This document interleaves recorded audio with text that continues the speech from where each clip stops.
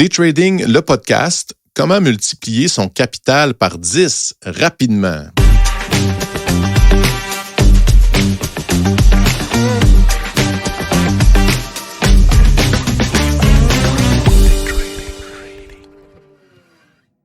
Bonjour, toi qui es en quête de faire exploser ton compte de trading. On t'a préparé un épisode spécial pour te partager exactement comment faire. Ouh, là, c'est tentant. J'entends les oreilles qui scillent, les gens sont curieux. On va traiter le sujet, même s'il semble farfelu et exagéré, avec sérieux, transparence et réalisme.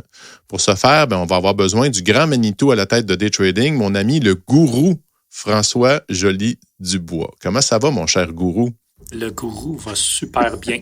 Il part bientôt en vacances, donc le gourou, il va être relaxé, mais qu'il revienne. J'ai employé le terme gourou pour te décrire parce que tu le veuilles ou non, tu l'incarnes. Hein? Parce que je sais que tu n'aimes pas ça, ce mot-là. Ouais. Pour bien des gens, gourou, c'est péjoratif. Fait que pour toi, là, la question me brûle les lèvres. C'est quoi pour toi un gourou? C'est positif? C'est négatif? Est-ce que c'est... Qu'est-ce que c'est? Écoute, rapidement, gourou, pour moi, c'est négatif. Gourou, je vois ça comme quelqu'un que la science infuse, puis que tout le monde ferme les yeux et puis va suivre cette personne-là sans faire leur... qu'on va parler en langage boursier, leur due diligence, faire leur devoir. Et puis que cette personne-là, c'est tout. C'est pas ça que j'essaie. Écoute, c'est peut-être ça que je projette, mais c'est pas ça que j'essaie d'incarner. Je dis tout le temps au monde que j'aime mieux leur apprendre à pêcher que donner tout cuit dans la bouche. Puis on répète souvent de faire nos devoirs, puis je leur apprends comment transiger. Donc, je me vois pas comme un gourou. Peut-être parce que c'est plus rare. Là. On connaît pas beaucoup de négociateurs profitables sur le long terme. Mais moi, depuis 1994 que je transige, donc c'est peut-être pour ça là, que le monde me voit comme un gourou, parce que j'ai un certain succès dans mes investissements, le trading. Ça l'arrive, je ne suis pas unique. Là. Donc, c'est peut-être pour ça que le monde voit ça comme un gourou, mais je ne suis pas un gourou. C'était pour le taquiner, en fait, parce que c'est vrai, gourou, c'est associé un peu sectaire. C'est comme un peu... c'est ça, oui. On tasse notre sens critique, on l'écoute aveuglément. Je l'ai déjà entendu, ça, la secte à Fuji. La secte à Fuji. C'est rendu avec la secte. Ben là, dans le groupe, on est quoi? 17-18 000 membres? J'ai 17 000 disciples. Fait que là, ça veut dire que si tu pars ta religion, là, puis tu l'officialises, là, tu pourrais sauver de l'impôt. Je ne paierai pas d'impôt. Faut tout me virer à l'argent. Ouais. C'est des blagues qu'on fait, là, mais c'est ça. C'est que, veux pas, tu as des connaissances, tu les partages, tu as un succès. Fait que pour bien des gens, tu es associé à ça.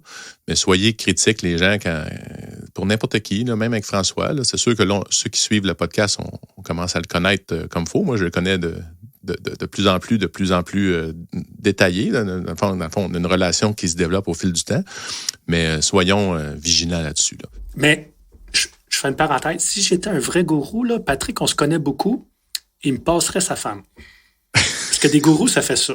Des gourous, là, ça couche avec tout le monde. Fait que Geneviève, je l'aurais dans mon lit, mais donc... non, on n'est pas... j'aurais pas eu le choix, j'aurais dit oui, parce que... C'est ça, t'aurais pas eu le choix. Donc, je ne suis pas un gourou. Non plus. Non. Voilà. OK, c'est la preuve. Bon, donc, face à part, on va commencer à prendre ça avec rigueur. Attention, les amis. Pour moi, cet épisode-là, il rentre exactement dans ce qu'on peut se faire vendre, justement, par plusieurs gourous en ligne. On voit ça partout, là, comment multiplier notre compte, comment faire exploser, comment atteindre la liberté en 90 jours, comment... on en voit énormément. Moi, je suis un grand consommateur de ces formations-là, de webinaires, tout ça, puis c'est impressionnant. Là. Donc, il faut être conscient que oui, on rêve de ça, oui, on s'en va vers ça pour ceux qui le font, mais trouver la fameuse recette pour faire exploser son compte en 2 mois, c'est pas le commun des mortels qui peut arriver à ça. Il y a des gens qui sont arrivés à faire des exploits incroyables. Là, même, j'ai Larry Williams, là, que lui, il me semble, il avait monté son compte de 1000% en 1 an. Là, Larry Williams, c'est-tu celui qui a fait le livre d'analyse technique? Larry Williams? Je vous mettrai le lien vers ça, mais il a fait plusieurs livres, là, puis, mais donc ça en est un exemple, mais ça fait plusieurs années de ça. Mais ça vient avec un risque aussi, là. C'est pas juste, c'est pas une certitude, là. Donc, on va essayer de le faire avec sérieux, on va essayer de rester dans le plaisir, mais on va quand même regarder différentes approches qui peuvent se faire, que certaines personnes ont osé faire. Puis on va essayer de aussi vous mettre des avertissements pour dire, regarde, soyons prudents. Donc, autrement dit, tout ce qu'on va couvrir, soyez conscients, là, c'est à très haut risque, puis ça ne doit pas être pris à la légère. Puis, dans le fond, lancez-vous pas là-dedans. Là. C'est quasiment plus un avertissement qu'on veut vous donner qu'une incitation.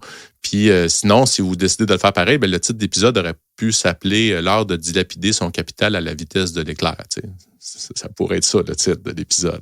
Mais on avait envie de jouer le jeu. Alors, on y va avec des approches que j'appelle de type cowboy. La première, ça se passe souvent dans les penny stocks. Qu'est-ce que tu aurais à nous partager là-dessus, les gens qui essayent d'exploser leur compte avec des penny stocks? Bien, premièrement, je vais débuter. La bourse, comme le dernier podcast, c'est un gros casino. Donc, tout est possible. C'est possible de gagner le gros lot. C'est ça la beauté de la bourse. Je crois, par exemple, qu'on a plus de chances de devenir riche à la bourse qu'au casino. Mais c'est ça, une belle façon de faire exploser notre compte à la hausse ou à la baisse, c'est les penny stocks. Un peu comme Patrick parle. Souvent, les penny stocks, c'est des titres en bas de 1 $. Donc, c'est facile de n'acheter une quantité quand même importante. Donc, si on achète 500 000 actions à 1 cent, ça représente, je crois, 5 000 $. Bon, mais si le titre passe à 1 $, bien, on vient de faire quand même 500 000 rapidement. Là. Puis ça, ça arrive souvent, je le dis, là, ça arrive souvent sur les penny stocks. Sauf un peu comme l'achat de billets de loto, il faut avoir le bon numéro. Donc, c'est possible. C'est pour ça l'attrait du penny stock, du fameux penny stock, le méchant penny stock. Je dis le méchant, mais non, c'est un produit comme un autre, comme on a parlé dans l'autre podcast. Mais oui, tout est possible avec le penny stock. Puis tu dis méchant, mais c'est dans le fond, c'est que c'est des intervenants qu'il y a là-dedans parce qu'il peut être manipulé. Si le volume est moins là... C'est ça. Il y a quand même des beaux produits, là. Puis il y a quand même des compagnies prometteuses. Il faut juste faire nos devoirs. Mais souvent, excusez, là, les penny stocks, souvent, c'est des crocs. C'est pas des bonnes personnes qui sont en arrière de ça. Donc, mais oui, il y a des bons projets. Mais sauf les penny stocks, là, il faut faire... C'est le produit, je crois, à la bourse, un des produits qu'on peut faire beaucoup, beaucoup d'argent et rapidement. Mais à l'inverse, c'est peut-être le produit qu'il faut faire le plus nos devoirs et nos recherches.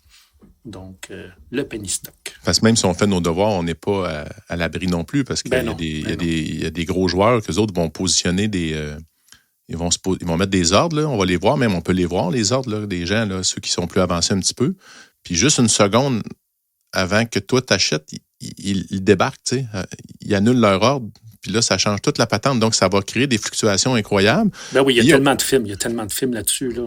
C'est ça. Puis, il y a aussi les fameux tweets, là, le stock tweets. Puis, Twitter, tu sais, c'est que ça va jouer beaucoup avec ça, ceux qui sont là-dessus. C'est les comme Reddit, tweets. Puis maintenant, il y a des algos. Tu sais, il y a des robots, il y a des programmes algorithmes un peu partout. Puis, il y en a beaucoup qui sont sur Twitter, sur les Reddit, sur les stock tweets. Quand ça s'emballe, souvent, les algos vont embarquer. Et puis, parce que le monde, il voit qu'il s'excite sur un titre. Puis là, ça va monter, je ne veux pas dire artificiellement, parce que ça monte vraiment. Mais là, le monde continue de s'emballer. Puis là, le fameux FOMO, Fear of Missing Out, on achète pendant que ça monte. Puis là, les algos débarquent. Puis là, le monde reste pogné avec un titre dans les airs. Puis après ça, il essaie de revendre, puis il n'y a plus d'acheteurs. Donc, faites attention à ce que vous lisez sur les... je dis pas que c'est mauvais là, d'être sur Twitter puis les stock tweets. Là, c'est quand même divertissant puis il y a quand même la bonne information, mais baser nos achats sur seulement qu'est-ce qu'on peut lire, c'est un gros bof. Oui, c'est ça. T'sais, on peut le voir comme le sentiment de l'heure, mettons, mais après ça, il y a une analyse technique, des fondamentaux. Il y a un paquet de choses qu'on peut analyser. Puis moi, j'ai un exemple à donner de quelqu'un que je connais. Là. Moi, j'ai pas vécu ça, mais la personne, dans le fond, c'était ça, sa stratégie. Là. Elle checkait les stock tweets.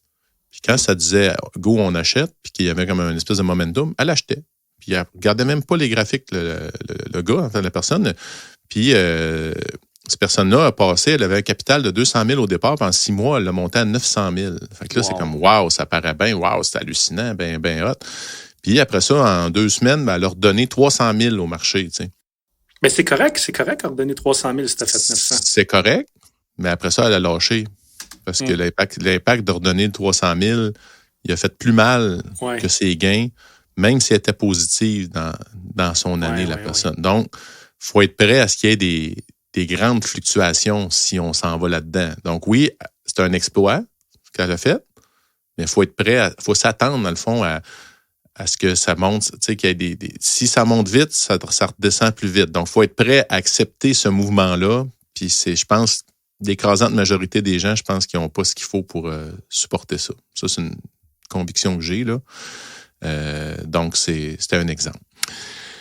Ensuite de ça, dans les fameuses manipulations, bien, on avait vécu, ça doit faire déjà 2 ans peut-être, le GameStop sur Reddit et Robinhood. Le temps file, effectivement. Ça n'était une façon. Ça, c'est comme si les geeks de ce monde se revengeaient sur Wall Street, qui voulaient, dans le fond, donner une leçon, parce que GameStop, il y avait un paquet de grosses poches qui étaient short, qui misaient à la baisse. Puis là, le réseau social se sont dit, on va tout acheter, puis ça va monter. Puis il y a un documentaire que j'ai vu sur Netflix là-dessus. Là, il est sorti? Il est sorti. Je l'ai vu il y a 2 semaines. Là, on est au mois de... L'épisode, je pense qu'il va sortir au mois de mars 2023 pour les gens qui écoutent. Donc, mais allez voir ça. C'était vraiment fascinant de voir aussi les têtes pensantes derrière ça, parce que c'est des mouvements, il y a des humains là-dedans là, qui ont comme un idéal puis qui veulent donner une leçon, mais ça vient qu'un gros risque. Il faut être prêt à laisser partir ça. L'idée était bonne quand même. Le monde se rebellait sur Wall Street, les gros hedge funds. Ouais. Mais au bout de la ligne, on le sait, c'est qui a gagné. Là. Il y a tout le temps tu sais, la bourse nous remet tout le temps à notre place. Il y a tout le temps quelqu'un qui est plus gros que nous. La bourse, au final, là, c'est la bourse qui a tout le temps raison. Ou ceux qui ont les poches les plus profondes. Ouais. Mais il y a beaucoup d'argent qui s'est fait à la hausse, il y a beaucoup d'argent qui s'est fait à la baisse, mais honnête, je pense qu'il y a quand même plus de perdants. Là. C'est triste, cette histoire-là. C'est triste. En nombre de personnes, mettons, c'est sûr qu'il y a plus de gens qui ont fini en perte que de gagnants. Mais c'est très divertissant, en tout cas, de regarder ça, parce que c'est chacun qui a fait sa décision là, de mettre cet argent-là à cet endroit-là. Un autre approche là, c'est peu importe le produit ou qu'on va décider de transiger, là, c'est plus dans la réflexion, il y a des gens qui se disent, si je peux éliminer mes pertes complètement, puis que là, je reste toujours au positif, mon compte va monter plus vite. Puis ça, pour faire ça, il y a une technique qui est comme connue et au casino et à la bourse, c'est la technique, la stratégie de martingale. Est-ce que tu nous expliques ça, François? Oui, moi, je vais utiliser le terme en français, la martingale.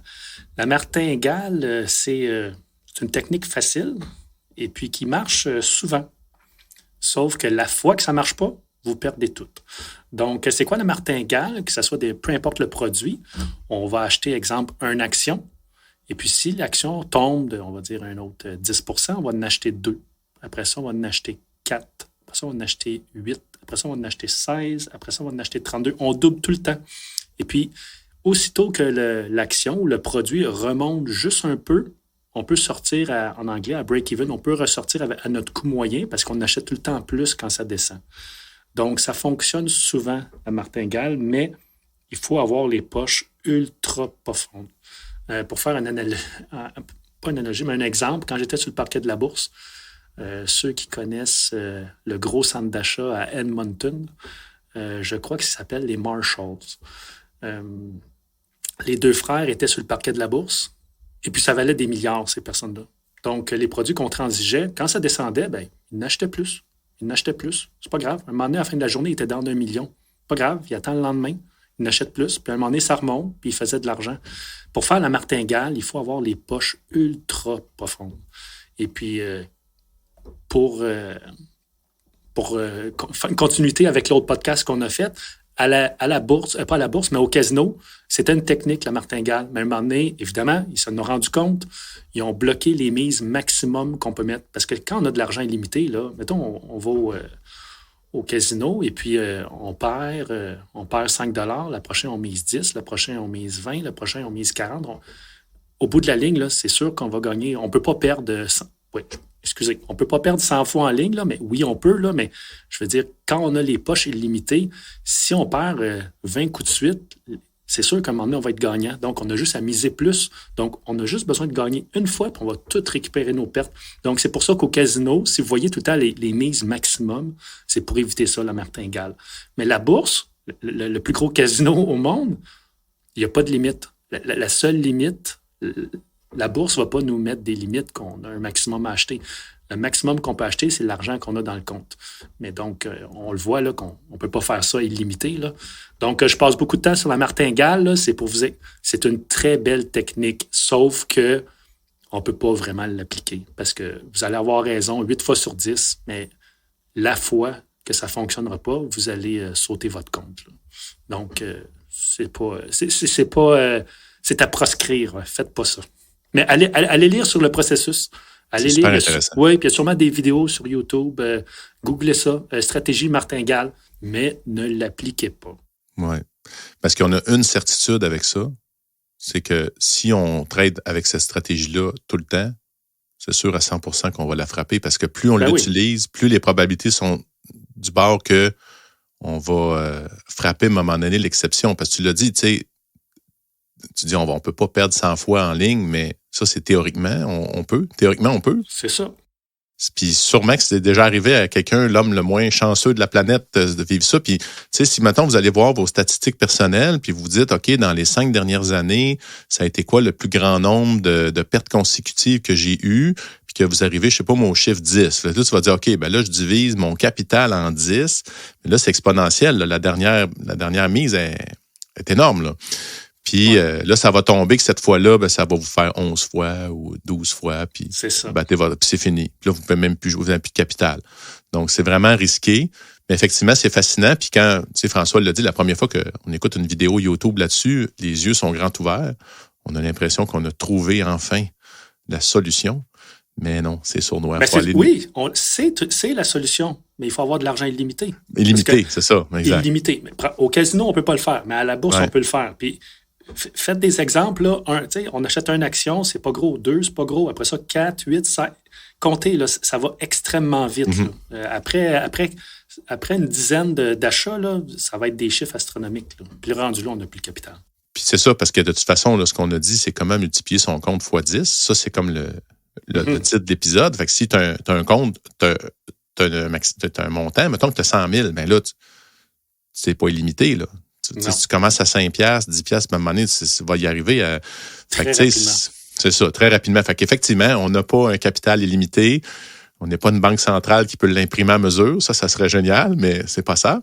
Alors, intéressez-vous mais soyez vraiment prudents.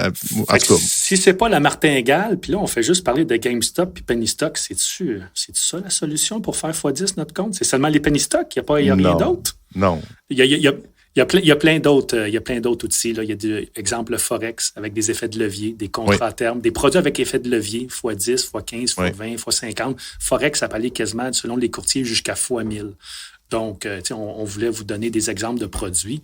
Il y a les penny stocks, sinon des produits un peu plus exotiques. Il y a des contrats à terme, il y a du Forex, il y a des options.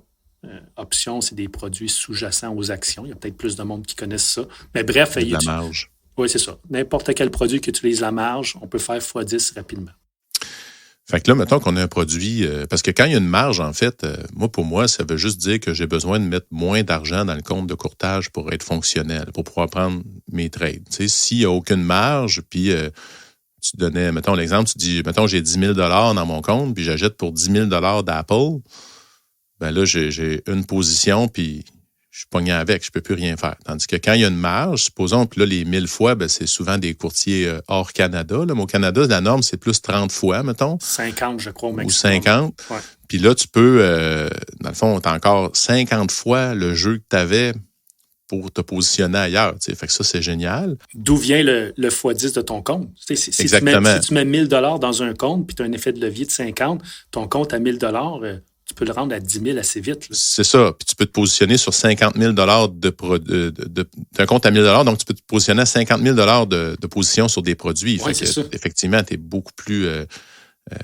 tu as un levier incroyable, mais tu es beaucoup plus exposé aussi. Puis là, ça m'amenait à la prochaine question, parce que quand on utilise le levier comme ça, le risque, peut être démesuré par rapport à notre capital. Donc, supposons qu'on y va avec une stratégie.